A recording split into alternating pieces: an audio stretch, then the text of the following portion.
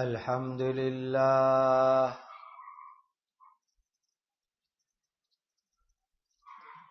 الحمد لله الذي هدانا للإسلام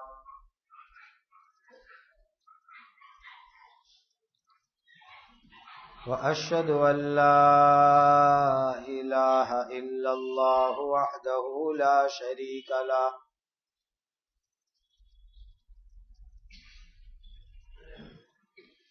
وأشهد أن سيدنا وشفيعنا ومولانا محمدا عبده ورسوله صلوات الله تبارك وتعالى عليه وعلى آله وأصحابه وذرياته وأهل بيته وأهل طاعته وبارك وسلم تسليما كثيرا كثيرا أما بعد فأعوذ بالله من الشيطان الرجيم بسم الله الرحمن الرحيم وإلى عاد أخاهم هودا قال يا قوم اعبدوا الله ما لكم من إله غيره أفلا تتقون۔ یہ سورہ اعراف کی 65 نمبر کی آیت کریمہ ہے۔ اللہ سبحانہ و تعالی کے پاک ارشاد کا خلاصہ ہے اور قوم عاد کی طرف ان کے بھائی ہود کو نبی بنا کر بھیجا ہے۔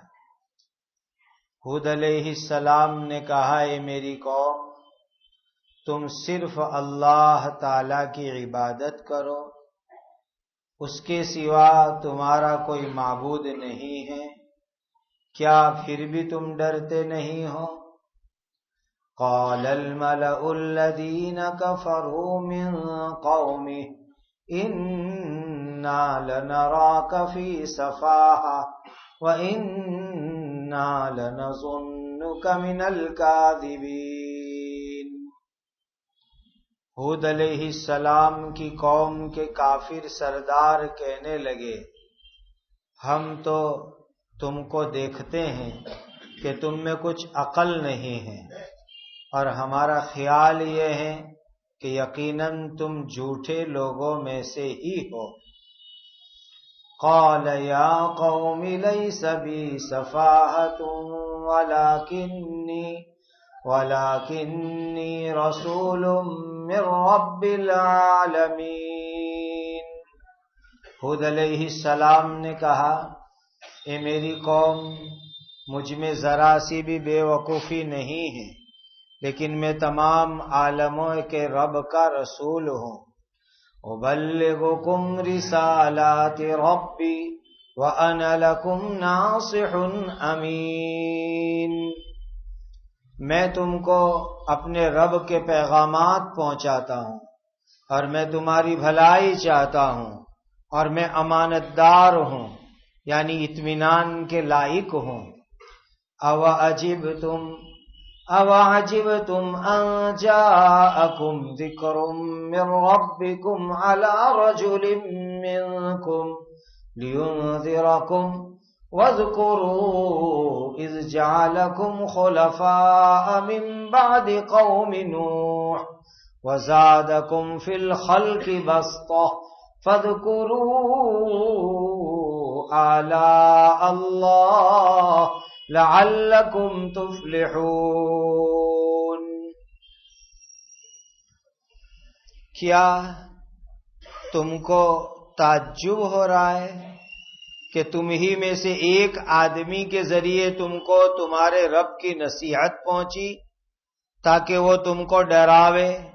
اور تم یاد کرو جب اس اللہ تعالی نے تم کو قوم نوح کے بعد زمین کا خلیفہ بنایا، یعنی ان کا قائم مقام بنایا، اور تم کو بدن کے پھیلاؤ دوسروں سے زیادہ عطا کیا، سو تم اللہ تعالی کے احسانات کو یاد کرو تاکہ تم لوگ کامیاب ہو جاؤ۔ قالوا اجئتنا لنعبد اللہ وحدہ ونذر ما كان يعبد آباؤنا فأتنا بما تعدنا إن كنت من الصادقین۔ قوم کے لوگ کہنے لگے، کیا تم ہمارے پاس اس لیے آئے ہو کہ ہم اکیلے اللہ تعالی کی عبادت کریں، اور ہمارے باپ دادے جن بتوں کی عبادت کرتے تھے ہم ان کو چھوڑ دیں؟ اگر تم سچوں میں سے ہو تو ہمارے پاس وہ عذاب لا جس کی تو ہم کو دھمکی دیتا ہے۔ قال قد وقع علیکم من ربکم رجس وغضب اتجادلوننی فی اسماء سمیتموها انتم وآباؤکم ما نزل اللہ بها من سلطان فانتظروا انی معکم من المنتظرین۔ ہود علیہ السلام نے فرمایا، پکی بات ہے کہ تم پر تمہارے رب کی طرف سے عذاب اور غضب کا آنا طے ہو چکا ہے، کیا تم مجھ سے چند بے حقیقت ناموں کے بارے میں جھگڑا کرتے ہو جو تم نے اور تمہارے باپ داداؤں نے خود رکھ لیے ہیں؟ اللہ تعالیٰ نے ان کے معبود ہونے پر کوئی دلیل نہیں اتاری، سو تم انتظار کرو، یقیناً میں بھی تمہارے ساتھ انتظار کرنے والوں میں سے ہوں۔ فَأَنْجَيْنَاهُ وَالَّذِينَ مَعَهُ بِرَحْمَةٍ مِّنَّا وَقَطَعْنَا دَابِرَ الَّذِينَ كَذَّبُوا بِآيَاتِنَا وَمَا كَانُوا مُؤْمِنِينَ۔ سو ہم نے ہود علیہ السلام کو اور ان کے ساتھیوں کو اپنی رحمت اور کرم سے عذاب سے بچا لیا، اور جن لوگوں نے ہماری آیتوں کو جھٹلایا اور وہ ایمان لانے والے نہیں تھے ہم نے ان لوگوں کی جڑ کاٹ دی، یعنی ان کو بالکل ختم کر دیا۔ جیسا گزشتہ مجلس میں آپ کو بتلایا تھا کہ اب کچھ نبیوں کے واقعات شروع ہو رہے ہیں۔ اس میں گزشتہ پہلے حضرت نوح علیہ السلام کا قصہ سنایا تھا۔ اب آج کی ان آیتوں کے اندر اللہ کے ایک دوسرے بڑے نبی حضرت ہود علیہ السلام کا تذکرہ ہے۔ حضرت ہود علیہ السلام یہ اللہ تعالی کے بہت بڑے نبی جلیل القدر پیغمبر ہیں۔ جنرل لوگ ہود نام جانتے نہیں ہیں، حالانکہ یہ اللہ کے نبی کا مبارک نام ہے۔ قرآن میں کئی جگہوں کے اوپر ان کا واقعہ اللہ تعالی نے بیان فرمایا۔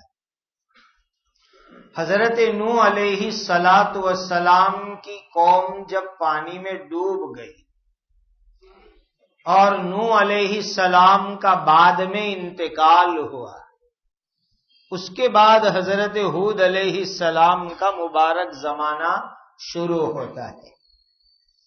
کہتے ہیں کہ حضرت ہود علیہ السلام ان کے خاندان سے تعلق حضرت نوح علیہ السلام سے ملتا جلتا تھا۔ حضرت نوح علیہ السلام کے ایک بیٹے کا نام ہے سام۔ اس سام کی اولاد میں چوتھے یا پانچویں نمبر کے اوپر، یعنی بیٹے کے بیٹے، بیٹے کے بیٹے، بیٹے کے بیٹے، بیٹے کے بیٹے، اس طرح چوتھے یا پانچویں نمبر پر حضرت ہود علیہ السلام میں، اور ایرم ان کے دادا کا نام ہے۔ قرآن میں آگے ایرم کا قصہ بھی انشاءاللہ آئے گا۔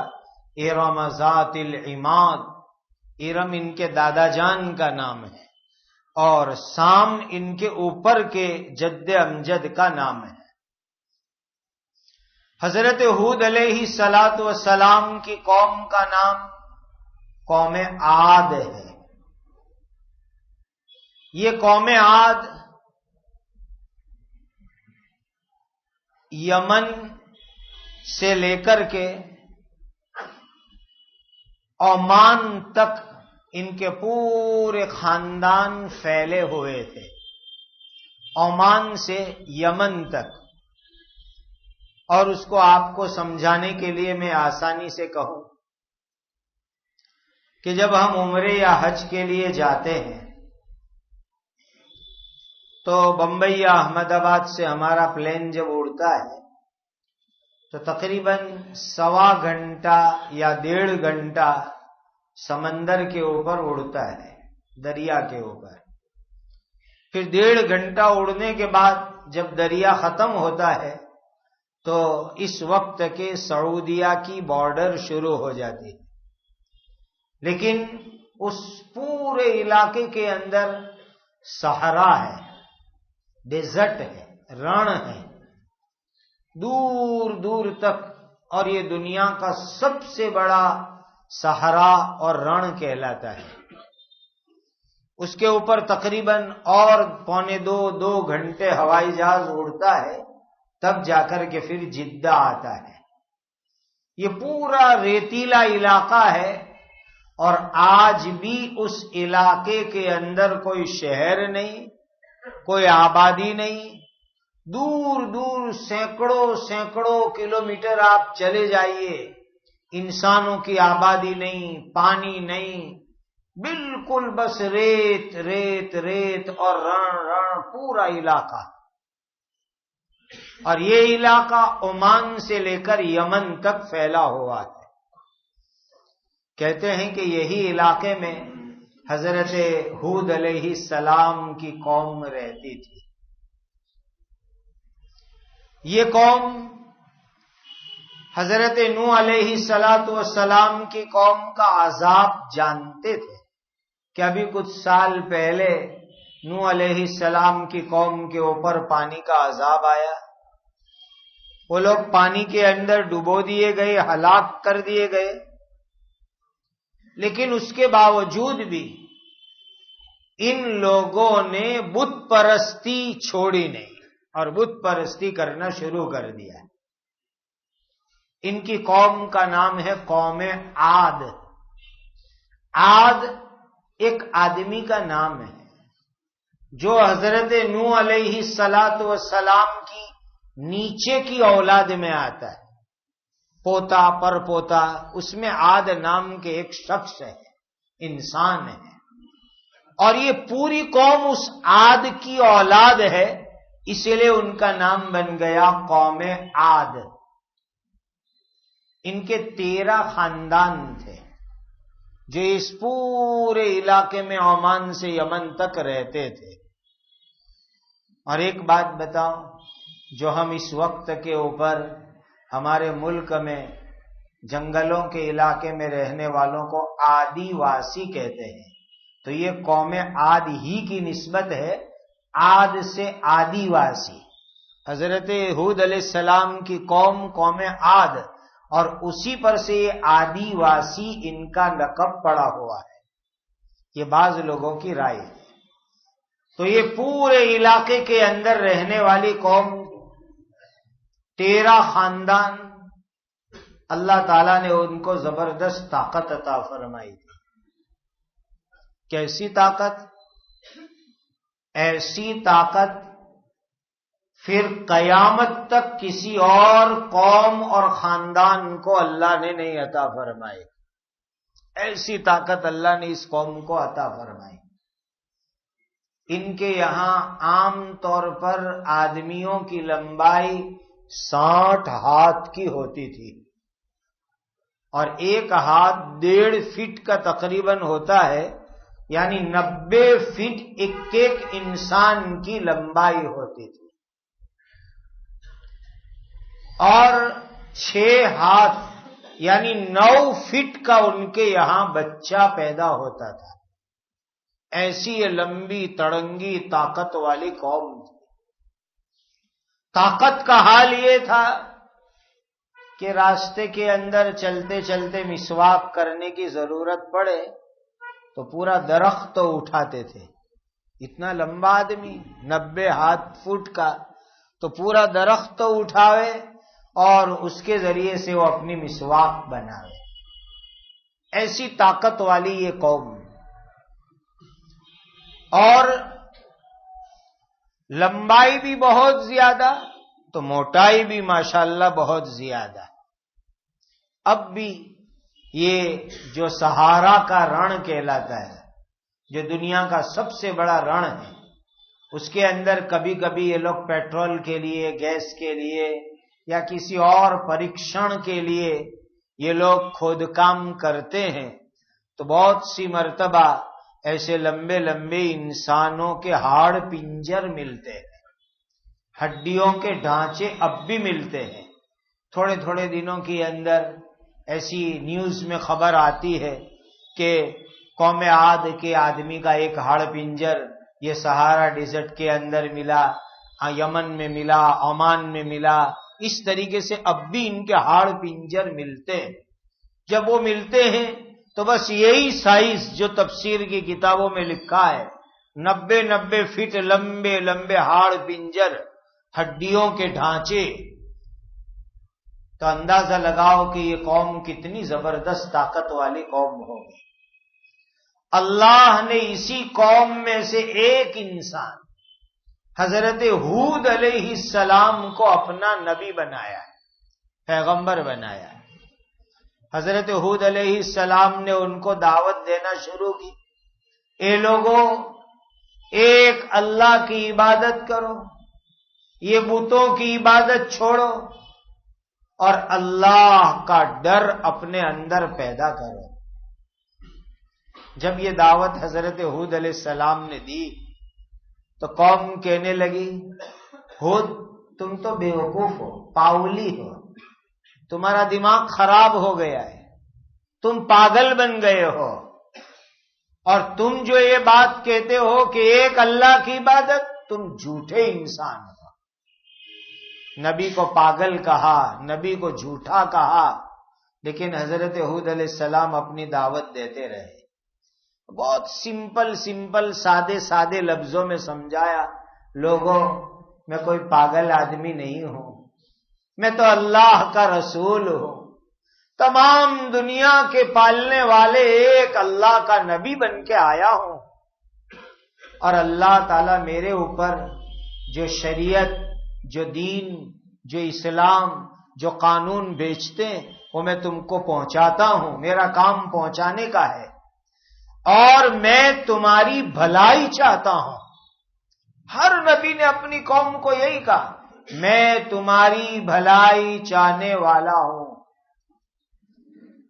اور وہی دین کی دعوت دینے والا کامیاب ہوتا ہے جس کے دل کے اندر دوسروں کی بھلائی کا جذبہ ہو، جو دوسروں کو بھلائی پہنچانا چاہے، اور اپنی کوئی ذاتی غرض نہیں، اپنا کوئی پرسنل بینیفٹ نہیں، کوئی اپنا مقصد نہیں، بس دوسروں کو بھلائی پہنچانا کہ دوسروں کی آخرت بن جائے، دوسروں کی جنت سنور جائے۔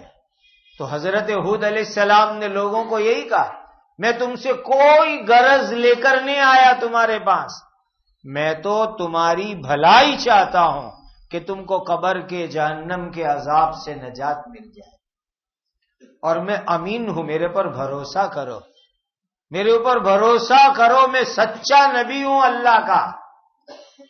پھر آگے حضرت ہود علیہ السلام نے لوگوں کو سمجھایا، کیا تم کو یہ تعجب ہو رہا ہے کہ اللہ ایک انسان کو نبی بناوے؟ تم ایسا سمجھتے ہو کہ نبی تو فرشتہ ہونا چاہیے؟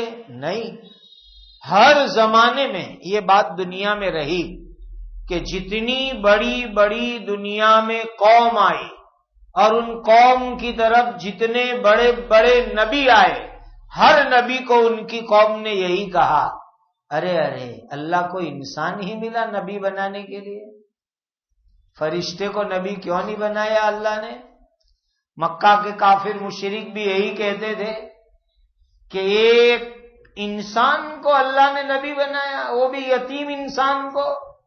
اللہ فرشتے کو نبی بناتے، اور انسان کو نبی بنانا ہوتا کوئی بڑے رئیس اور مالدار کو اللہ نبی بناتے۔ تو حضرت ہود علیہ السلام نے بھی لوگوں کو یہی سمجھایا کہ لوگوں، میں تمہارے خاندان کا ایک آدمی، تمہارے جیسا ایک انسان، تمہارے جیسا ایک بشر، کھاتا ہوں، پیتا ہوں، سوتا ہوں، جاگتا ہوں، شادی کرتا ہوں، بیماری ہوتی ہے، سب کچھ تمہارے جیسا بشر ہوں۔ اللہ نے ایک بشر کو رسول بنایا، نبی بنایا، اس پر تم کو تعجب ہو رہا ہے؟ تم حیران ہو رہے ہو اس بات کے اوپر؟ دیکھو، میں تم کو جہنم کے عذاب سے ڈرانے کے واسطے آیا ہوں۔ اگر تم نے مجھے نبی نہیں مانا، میری مخالفت کی، تو جہنم کا عذاب بھی ہے اور دنیا میں بھی عذاب آئے گا تمہارے اوپر۔ پھر سمجھایا، لوگوں اللہ کا احسان یاد کرو۔ ابھی کچھ سال گزرے، حضرت نوح علیہ السلام کی قوم نے جب نبی کو نہیں مانا، اللہ نے پوری قوم کو پانی کے سیلاب میں ڈبو دیا، ڈبو کے ختم کر دیا، اور اب اللہ نے اس زمین پر تم کو آباد کیا ہے۔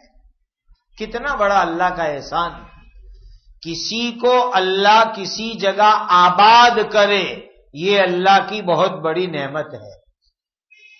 دیکھو، مکان نعمت ہے، لیکن کب خدا آباد کرے تو مکان بنائیں گے نا، پانی پہ تھوڑا کوئی مکان بنانے جائے گا۔ روزی روٹی اللہ کی نعمت، لیکن آباد کرے تو روزی روٹی ہوئے نا۔ شادی بیاہ اللہ کی نعمت، لیکن آباد کرے تو شادی بیاہ کرے نا۔ آباد کسی کو اللہ تعالیٰ کر دے رہے، جس کو کہتے ہیں بسا دینا، گجراتی میں، اردو میں کہتے ہیں ہماری، کہ کسی کو اللہ نے بسا دیا، وسا دیا، تو یہ اللہ کی بہت بڑی نعمت ہے۔ آج کے اخبار میں پڑھ لو، کتنے انسان کے فوٹو آئے ہیں گجرات متر میں، کہ ان بیچاروں کا کوئی مکان نہیں، کوئی بسنے کی جگہ نہیں۔ رات ہوئی، کبھی فٹ پاتھ پر رات گزار لی، کبھی کسی دکان کے ہوٹلے پر رات گزار لی، کسی ریلوے اسٹیشن کے باہر گزار لی، بس سٹاپ پر رات گزار لی۔ وہیں جو ہے ان کی زندگی گزر رہی ہے، وہیں ان کے ہاں بچے بھی ہو رہے ہیں، وہیں موت بھی ہو رہی ہے۔ کوئی بسنے کے لیے ان کے لیے باقاعدہ مکان نہیں۔ خدا کا شکر ادا کرو، اللہ نے ہم کو بسایا، مکان میں بسایا، محلے میں بسایا، شہر میں بسایا، آبادی میں بسایا، فیملی والا بنایا، کٹنب والا بنایا۔ یہ بھی خدا کی بہت بڑی نعمت ہے۔ تو حضرت ہود علیہ السلام نے سمجھایا، لوگوں، نوح علیہ السلام کی قوم پانی میں ڈبو کے ختم کر دی گئی، اللہ نے اس کے بعد تم کو زمین کے اندر بسایا، اور تم کو اللہ تعالی نے موٹا تازہ تندرست بنایا۔ اللہ کی نعمت یاد کرو، خدا کے احسان کو یاد کرو، اور اللہ کی فرما برداری کرو تو تم کامیاب بن جاؤ گے۔ تو لوگوں نے کیا جواب دیا؟ ہود، تم یہ چاہتے ہو کہ ہم یہ جتنے ہمارے بت ہیں ان سب کی پوجا چھوڑ دے اور ایک اللہ کی عبادت کرے، یہ تم چاہتے ہو؟ ایسا نہیں ہوگا۔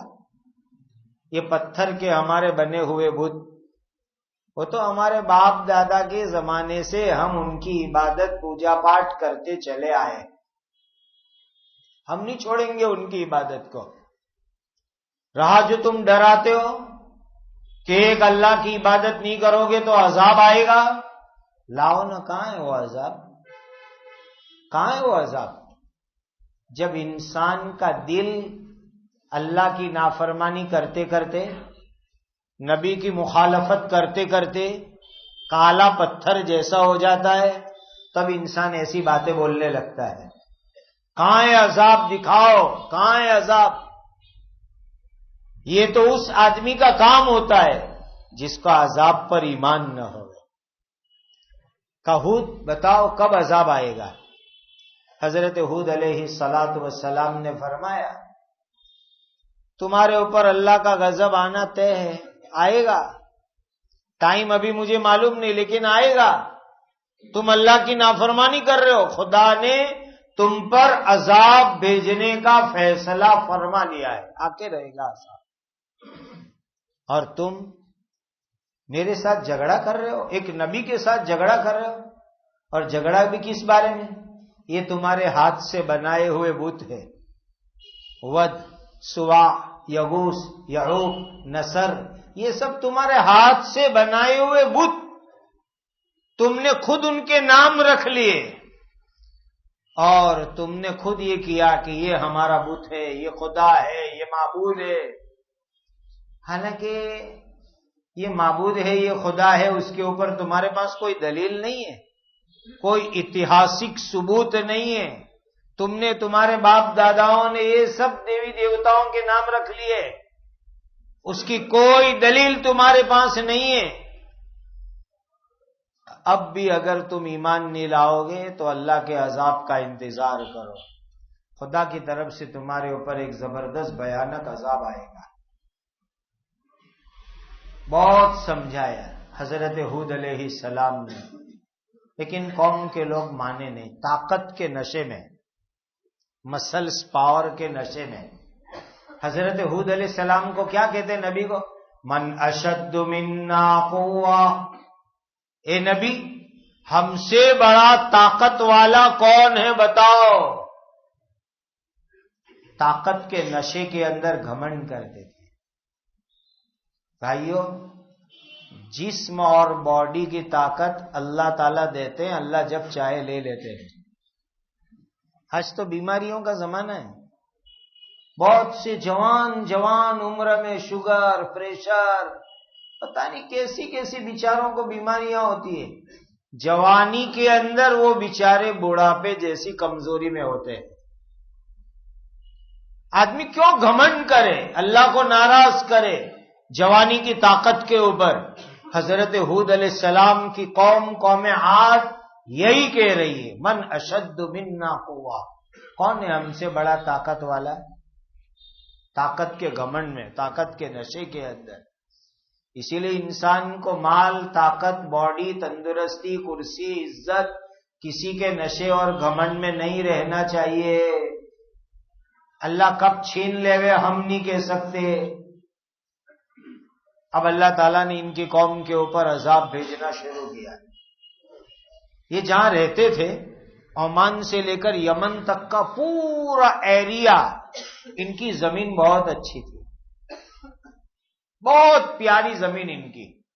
شاندار باڑیاں ہوتی تھی، بہترین پھل فروٹ ہوتے تھے، شاندار اناج ہوتا تھا. بڑے مالدار تھے ان باڑیوں اور اناج کے کھیتوں کی وجہ سے. اب آپ جانتے ہیں کہ باڑی ہو یا کھیت ہو، بارش چاہیے. بارش ہو تو سب سلامت، اور بارش اگر بند ہو گئی تو سب برباد ہو جاتا ہے. بھائی ڈیم کے اندر بھی پانی کب ہوگا؟ جب بارش ہوگی. تو جب ہمارا اکائی ڈیم بنا تھا تو اس وقت کے ایک صاحب نے فخر کیا تھا کہ اب ہم قدرتی آپتی کا مقابلہ کر سکیں گے. اکائی ڈیم کے اوپننگ کے وقت پر اس وقت کے جو آدمی اڈگھاٹن کرنے آئے تھے، انہوں نے، ملک کے پہلے وزیر اعظم نے، تو اللہ تعالیٰ نے دکھا دیا بارش ہی نہیں ہوئی، ڈیم بھی نہیں بھرا، تو پھر کہاں قدرتی آپتی کا مقابلہ کرنے جاتے. خدا کبھی کبھی جو ہے چکھاتے ہیں اپنی طاقت کا مزہ. تو ندیوں میں پانی آتا ہے، نہروں میں پانی آتا ہے، کنووں میں، تالاب میں پانی آتا ہے بارش کی برکت سے. اللہ نے اس قوم کے اوپر بارش روک دی. 3 سال بارش نہیں ہوئی. اب جو 3 سال بارش نہیں ہوئی تو پانی نہ ملنے کی وجہ سے کھیتی باڑی جل گئی، سوکھ کے کالی پڑ گئی. یہ پہلا عذاب. 3 سال مسلسل ان کے اوپر بارش اللہ تعالیٰ نے روک دی، اور پوری قوم پریشان پریشان پریشان، پانی پانی، جانور انسان مر رہے، کھیتیاں سوکھ گئی، باڑیاں اجڑ گئی، حیران حیران۔ پھر 3 سال گزرنے کے بعد اللہ تعالیٰ نے دوسرا عذاب بھیجا، ہوا کا عذاب۔ کیسا ہوا کا عذاب بھیجا؟ سخرها علیہم 7 لیال و8 ایام حسوما فترى القوم فيها صرعا كأنهم أعجاز نخل خاوية فهل ترى لهم من باقية۔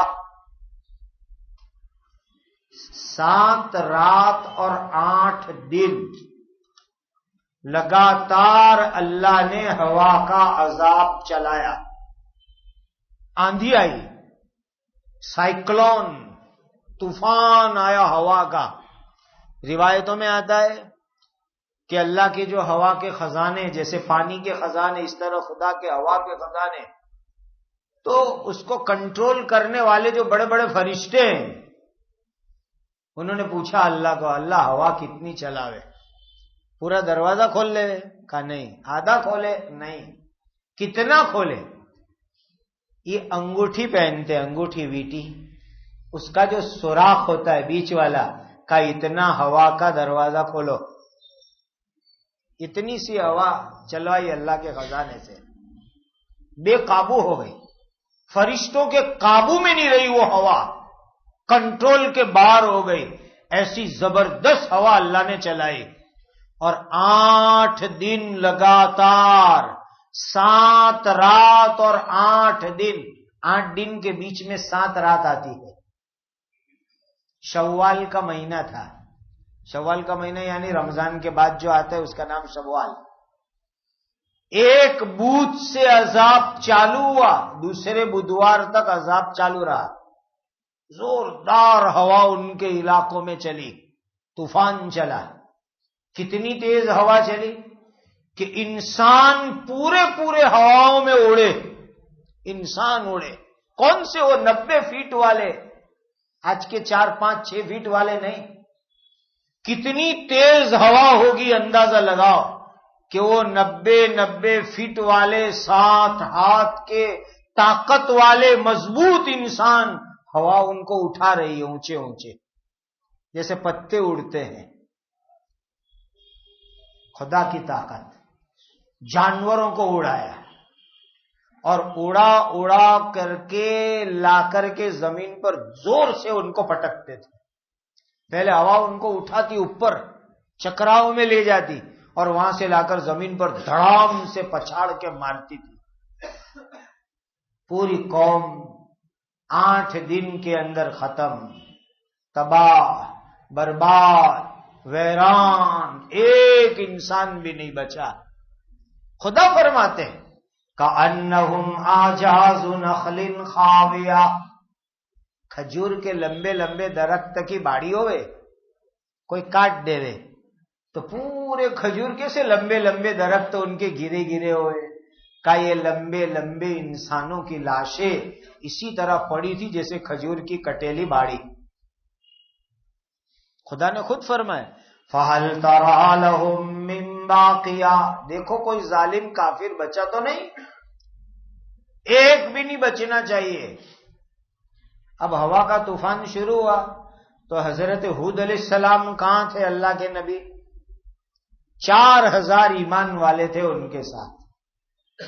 انہوں نے اللہ کی توفیق سے، اللہ کی ہدایت سے ایک حظیرہ بنایا، راؤنڈ بنایا، راؤنڈ، اور اس میں سب ایمان والوں کے ساتھ حضرت ہود علیہ السلام آ کے بیٹھ گئے، نبی بھی، ایمان والے بھی، مرد بھی، عورت بھی، بچے بھی، جو تھے ایمان والے 4000 کی تعداد تھی۔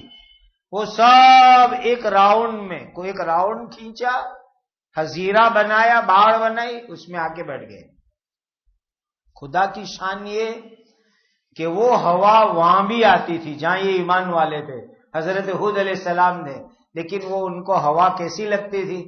جیسے کہ کسی ہوا کھانے کی جگہ پر گھومنے گئے ہو، نرم نرم، ٹھنڈی ٹھنڈی، میٹھی میٹھی، یہ ہوا کے مست جھونکے جو چمن سے آ رہے ہیں، اس طرح کے انداز میں پیاری، میٹھی، خوشبودار، نرم و نازک ہوا ان کو لگتی تھی، اور بازو میں وہ راؤنڈ کے باہر پوری قوم ہوا میں اوپر جا رہی، نیچے گر رہی ہے، اوپر جا رہی، نیچے گر رہی ہے۔ یہ کھلم کھلا جو ہے معجزہ تھا، چمتکار تھا حضرت ہود علیہ السلام کا۔ پوری قوم کو اللہ نے ختم کر دیا، سب کے سب لوگ مر مرا کر کے ختم ہو گئے۔ یہ ہے قوم عاد۔ بعض روایت سے پتہ چلتا ہے کہ اس عذاب کے بعد یہ پوری قوم ہی ختم ہو گئی، اس کی کوئی نسل باقی نہیں رہی۔ ہاں، بعض تفسیر کی روایتوں میں ایسا لکھا ہے کہ ان کی قوم میں سے کچھ لوگ اس وقت مکہ مکرمہ گئے ہوئے تھے عذاب کے زمانے میں، قریب میں، یہ یمن اور عمان کا علاقہ مکہ سے بالکل قریب، تو جو لوگ مکہ گئے ہوئے تھے وہ عذاب سے بچ گئے مکہ کی برکت سے، اور پھر عذاب کے ختم ہونے کے بعد یہ لوگ آئے اور ان کے ذریعے سے قوم عاد نئی چالو ہوئی، جس کو عاد ثانیہ بولتے ہیں، سیکنڈ عاد، دوسری قوم عاد، جس کو کہتے ہیں قوم سمود، ان کا دوسرا نام ہے قوم سمود، جن کا واقعہ آگے والی آیتوں میں آ رہا ہے۔ اللہ سبحانہ و تعالی اپنے عذاب سے دنیا آخرت میں ہماری حفاظت فرمائے۔ اللہ نبیوں کی اطاعت، اتباع اور توحید پر عمل کی ہمیں توفیق عطا فرمائے۔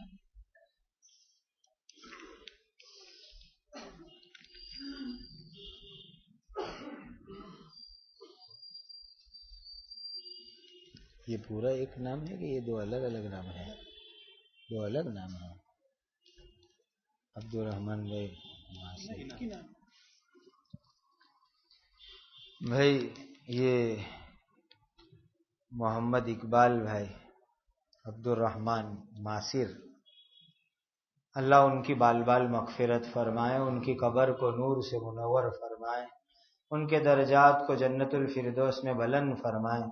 مجلس میں پابندی سے آنے والوں میں سے تھے، بہت پابندی سے آنے والوں میں، اور کبھی ہمارے یہاں مسواک انہوں نے ختم نہیں ہونے دی، ہمیشہ وہ مسواک ہدیے میں تازی تازی لاتے تھے یہاں میرے واسطے، اس کا کافی اسٹاک بھی ہمارے پاس رہتا تھا، کبھی سفر میں بھی جانا ہو تو بھی بڑی مقدار میں مسواک بھر دے کے لے جانا لوگوں کو تقسیم کرنے کے لیے۔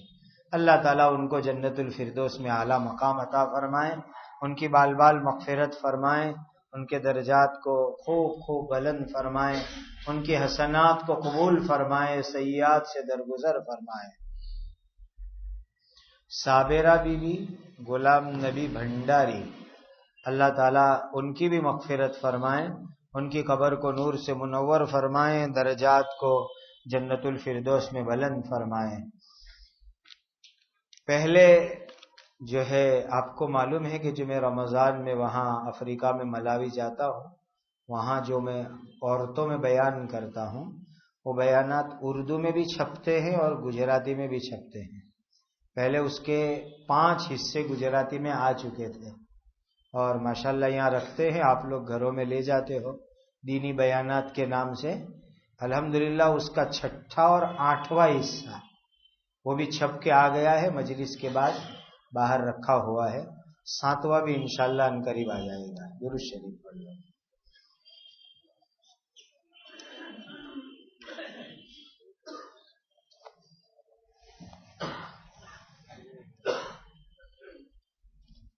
الحمدللہ رب العالمین، سبحان اللہ و بحمدہ، سبحان اللہ العظیم۔ اللہم صل وسلم وبارک وانعم علی سیدنا محمد وعلی آل سیدنا محمد كما تحب وترضى عدد ما تحب وترضى. ربنا آتنا في الدنيا حسنة وفي الآخرة حسنة وقنا عذاب النار. ربنا هب لنا من أزواجنا وذرياتنا قرة أعين واجعلنا للمتقين إماما. ربنا لا تزغ قلوبنا بعد إذ هديتنا وهب لنا من لدنك رحمة إنك أنت الوهاب. یا ربی صل وسلم دائما ابدا على حبیبک خیر الخلق کلہم یا ذا الجلال والاکرام یا ذا الجلال والاکرام یا ذا الجلال والاکرام. اے اللہ ہمارے گناہ معاف کر دیجیے، اللہ معاف کر دیجیے، اللہ معاف فرما دیجیے. اے اللہ زندگی کا ہر کام آپ کی مرضی کے مطابق کرنے کی توفیق عطا فرما. ہماری سوچ، وچار، عزائم، خیالات کو بھی پاکیزہ بنا دیجیے. زندگی کا ہر عمل حضرت نبی کریم صلی اللہ علیہ وسلم کی سنت کے مطابق کرنے والا بنا دیجیے. ہماری عمر میں برکت عطا فرما، عافیت اور سلامتی نصیب فرما، ستاری اور عزت نصیب فرما، حلال برکت والی وسیع روزی عطا فرما، تمام بیماروں کو شفا عطا فرما، محبوسین کو رہائی عطا فرما، مقدمات میں ماخوذ کو بری فرما، سب کو عافیت، سلامتی، عزت، ستاری، راحت عطا فرما. جو جس تکلیف میں ہے اپنے کرم سے دور فرما، اپنوں اور غیروں کے شر سے حفاظت فرما. اس ملک میں عدل و انصاف کا بول بالا فرما، مظالم کو اور اہل ظلم کو ختم فرما، ظالموں کو بھی ایمان اور ہدایت عطا فرما. جن کے مقدر میں ایمان اور ہدایت نہیں ہے اللہ ان سے تیری زمین کو پاک فرما. اللہ اس ملک میں رہنے والی تمام قوم اور مذہب کے لوگوں میں آپس میں رواداری عطا فرما، بھائی چارہ، حسن سلوک عطا فرما، آپسی جھگڑوں اور فتنوں سے حفاظت فرما. ہمیں زندگی میں بار بار مکہ مدینہ کی حاضری عطا فرما. ہماری اولاد، ہماری نسلوں کو کامل مسلمان بنا دیجیے. ہم کو، ہماری قیامت تک آنے والی نسلوں کو اپنے فضل سے اپنے دین کی مقبول خدمات کے لیے قبول فرما لیجیے. اے اللہ مساجد کی، مدارس کی، مکاتب کی، خانقاہوں کی، جماعتوں کی، مراکز کی، دین کے کاموں کی کام کرنے والوں کی پورے عالم میں حفاظت اور نصرت فرما. ان کی ضروریات اور حاجتوں کو پورا فرماؤ. مرحومین کی مغفرت فرماؤ، بیماروں کو شفا اور تندرستی عطا فرماؤ. حضرت نبی کریم صلی اللہ علیہ وسلم نے جتنی خیر مانگی ہمیں اور پوری امت کو عطا فرماؤ. حضرت نبی کریم صلی اللہ علیہ وسلم نے جن شرور سے پناہ چاہی ہماری اور پوری امت کی حفاظت فرماؤ. وصلی اللہ وسلم علی سیدنا محمد وعلی آلہ واصحابہ اجمعین. آمین آمین آمین یا رب العالمین.